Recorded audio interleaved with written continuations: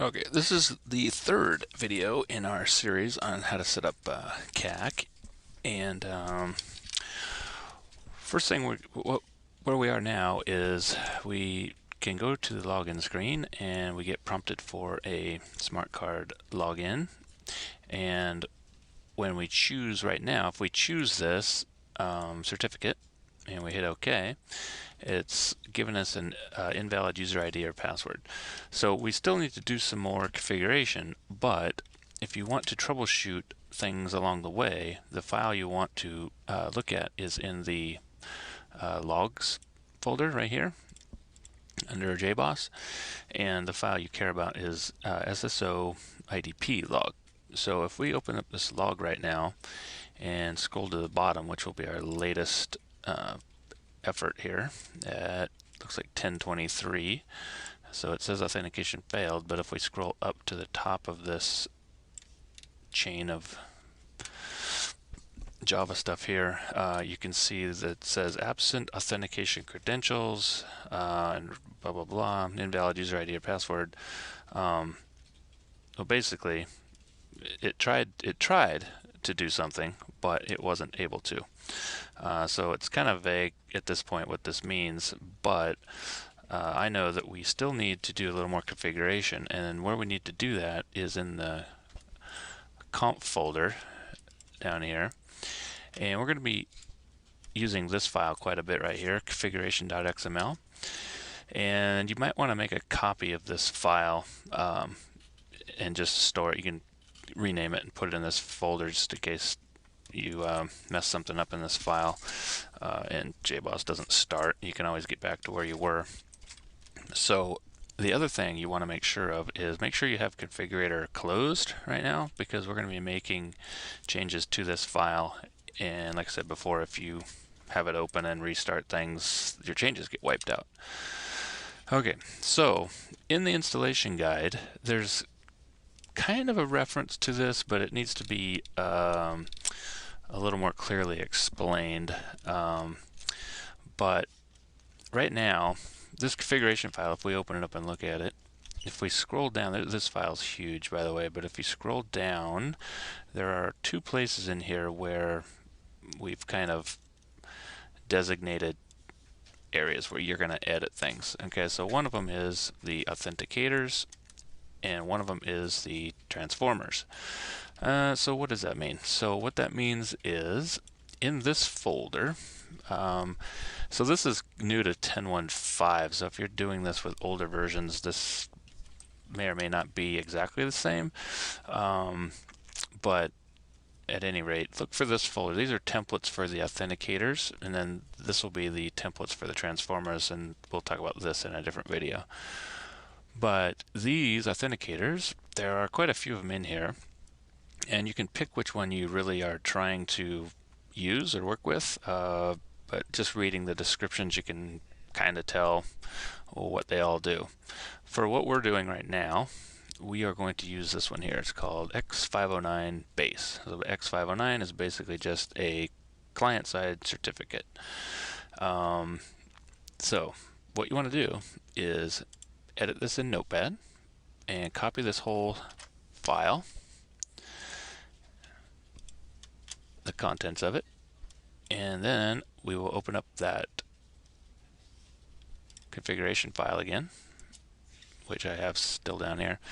So we are going to just put a line entry here, a couple of them, and paste that section that we just copied in here. Okay, so here's our base 509 stuff. So once we get that pasted in here, what we want to do is, by default, this thing is trying to use this trust store, and we need to change this a little bit because this file actually doesn't exist right now. You can make your own trust store if you want with the Java key tools, but just to keep it simple, you can actually just use this file here. So if we go back to conf, this trust store right here is currently being used by JBoss. So if we just change our name to truststore.jks, all right, .jks, that will work for us. And then we are going to actually come back and change this file in a bit. So we need to first change this configuration file, okay? And the next thing we need to do is we need to put our certificates that we got in our very first video. And if you remember our very first video, we saved a couple certificates, and you may or may not need to do this if your trusted root certificate is already in the Java Trust Store or not, but we're going to put these two into ours, and we will talk about that here in just one second. So after we do that, we're going to end up putting in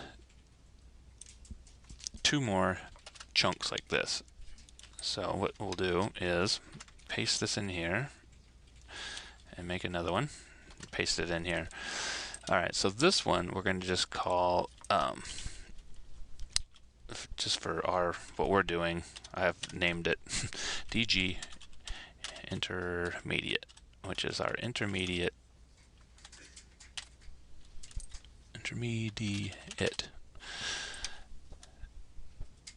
that's our intermediate trust. I'll show you where that comes from. And then this one we are going to name, no, let's copy this here, sorry.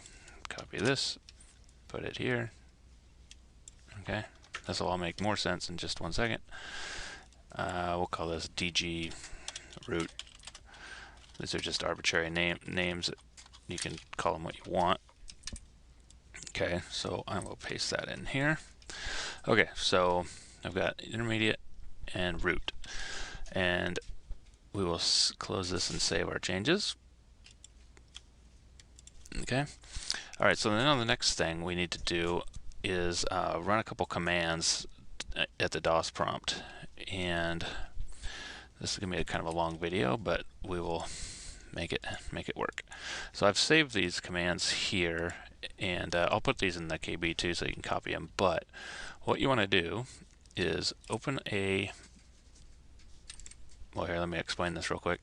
You'll notice that here's our DG intermediate and our DG root. So these are the aliases that we are going to put into our trust store right here, and where it's pointing to these files, which are certificates that we grabbed in the first video. Okay, and the password for the key store is by default change it. So that's what we're attempting to do. So what we need to do first is we're going to copy this command here, and we are going to go to a DOS prompt. Okay, and we are going to paste this in here. So basically all that did is added this to our path. Okay, so the next thing we want to do is actually go to this folder. Okay, so the easiest thing to do is just copy this long thing and type CD and then paste, enter. Okay, so now we're at this location right here.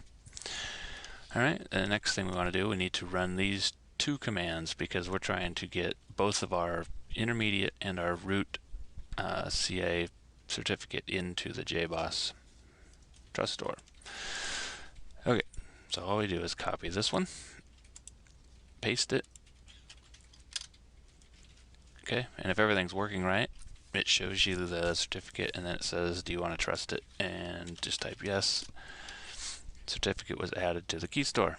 Alright, so we got to do that again right here. Okay, and we will paste that in here. You got to right click and paste, and that says yes. I do think that's good. Alright, so then we are done with that command prompt, and we're actually done with these commands. And now the next step is we now have to restart JBoss. So let's just restart JBoss a different way this time. I just don't want to have to start configurator once more. But go into administrative tools and services. And if we scroll down to Serena common JBoss, if we just restart this, okay, that's going to restart. And again, I like to clean out these logs.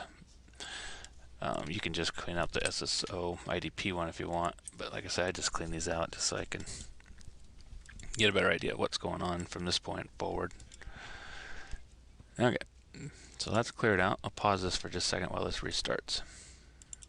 Okay, so I restarted everything, and one thing I've ran into while I was doing this, probably another good gotcha, was when I put my file names in here, I put these all in lowercase, my alias names in lowercase, but when I registered my commands, they were all uppercase. So one thing you want to do is make sure that your alias you pick here case-wise matches the case that you put into here. Where I found out my problem was, again, I looked in the SSO IDP log after I tried to log in again and noticed that I've got a new error now. It says certificate validation failed. Path does not chain. Okay, basically my certificate doesn't go all the way up to a trusted chain authority.